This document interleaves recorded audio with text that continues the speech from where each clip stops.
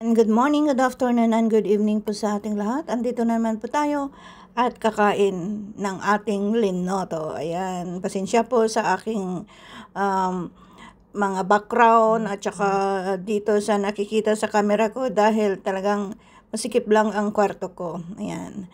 At sana lahat tayo may kinakain. Ayan. Bago ang lahat, of course, mag-pray muna tayo.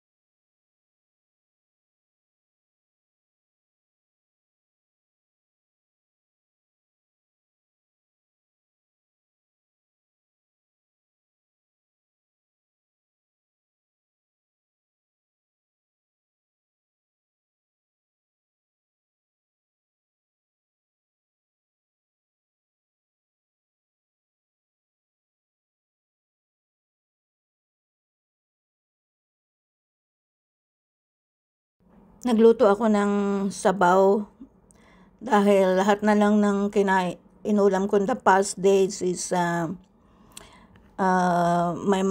walang sabaw kaya nagluto ako ng sinigang na manok. Ayan, kung sino man yung mga nagtatanong sa akin kung kumusta na yung pagka-aksidente ko, 80% pa naman, hindi pa naman totally talaga na magaling ako, pero kailangan magtrabaho. Siyempre, andito naman tayo. Magpagplastikan na tayo ay okay na. Pero at least ang kamay ko okay naman, pero ito lang yung paggalaw ng katawan ko, yun ang hindi okay kasi ito nga parang may na ano ba yun? Nasaktan siguro sa dito sa aking dibdib. Kaya medyo masakit kahit na maglakad ako, pag natatatag ba, nagagalaw yung katawan ko, masakit pag yuko ko, paglakad ko.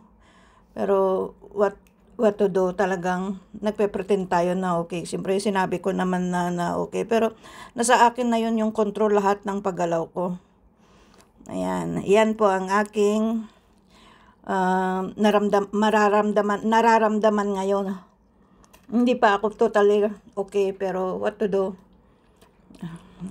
Pero mas okay sana tayo kung maraming mangungumusta sa atin. Wala naman. Wala nang nagkukumusta sa akin dahil nga nakikita nila sa mga post ko na late upload. Akala nila yun ay pero mga late upload yun. Pero sa totoo lang, nahihirapan na ako. Kaya minsan, naiiyak na lang ako sa gabi.